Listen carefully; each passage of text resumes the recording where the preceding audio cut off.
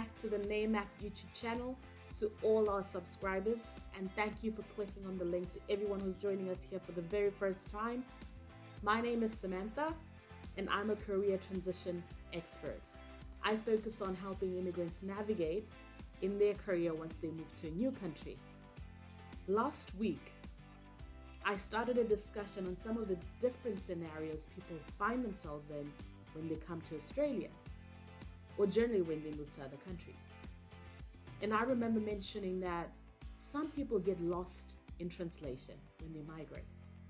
They get caught up in the hustle of everyday life while in the diaspora that they forget why they moved across continents in the first place. It is so easy to lose focus, easy to lose yourself when you come out here. Some people forget who they are and why they came out in the first place. Life can happen to you while you're in a new country. And this is why you hear stories of people who move back home having achieved nothing compared to what they set out to achieve when they went out. People who become homeless when they move to a new country. To be honest, it's not an easy life. It's not easy being out of your comfort zone. Moving away from a place that you call home, being so far away from the people that love and appreciate you, your family, your friends. I touched on cultural transition 2 weeks back. Check out the 2 videos that I posted so you have an idea of what people who come across to other countries go through, especially if you're planning on moving across yourself. It takes a lot to adjust to a new culture, to speak a language that is not your mother tongue, and even more so, to find work in these foreign countries. Some people find that it's easy to get back on their feet as soon as they land. I was honestly one of the very few lucky ones who migrated to Australia for work. So before I even got onto a plane, I already had a job. Then others take a bit of time, but eventually find their footing. Some people are not so lucky. You get a few that get jobs in a different line of work, they gain some Australian experience, and manage to maneuver back into the field of expertise. And the rest, they get jobs in a different line of work and never make it out, or even back into their field. And this is the majority. They're the ones that, in essence, end up qualifying or confirming, or even living the immigrant narrative, which is the mere fact that when people migrate, they should do all the jobs that locals are not willing to do.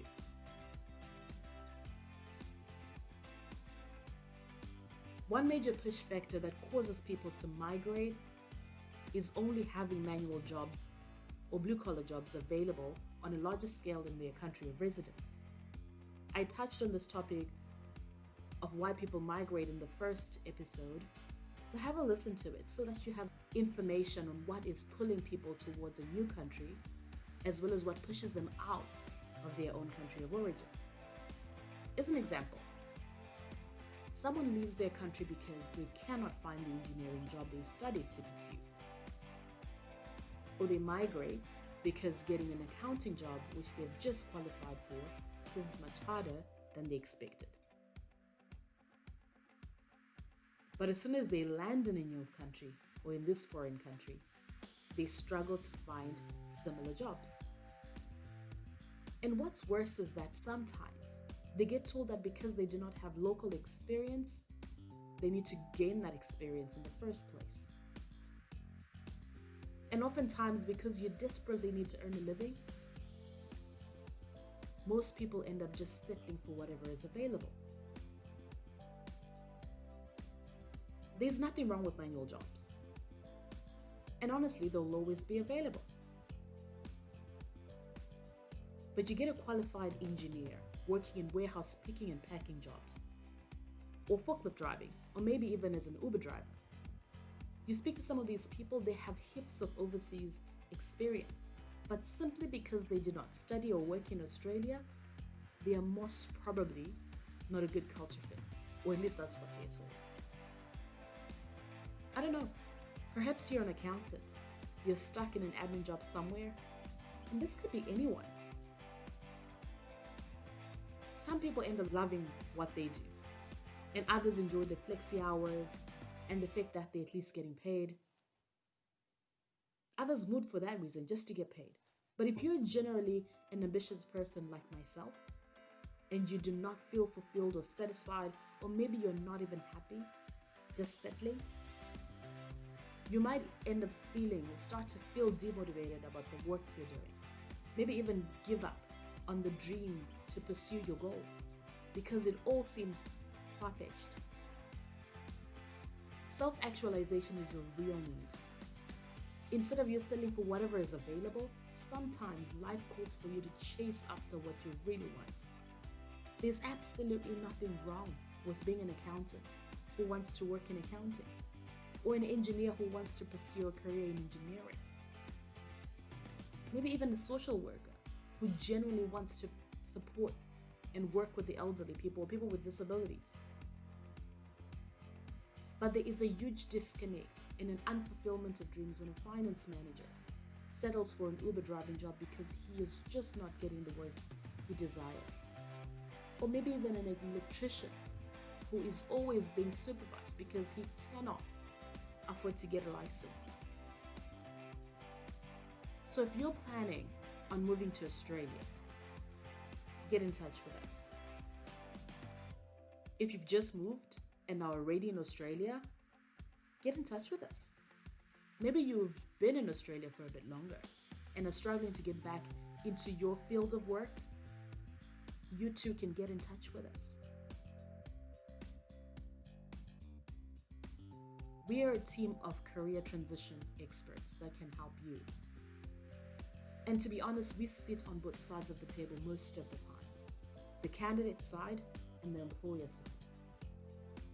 So we know your desires just as much as we know and understand the employer's expectation. And we can help you meet those expectations so that everyone wins. In last week's episode, I did commit that I would address the various issues foreigners face in the workplace when they move to Australia. I'm going to keep on addressing these issues in a couple of videos to come. So if you are in the group of people who are looking to transition back into the field that you've always worked in, again, it could be that you've been stuck behind a forklift for far too long and have no idea how to trace your steps back into engineering.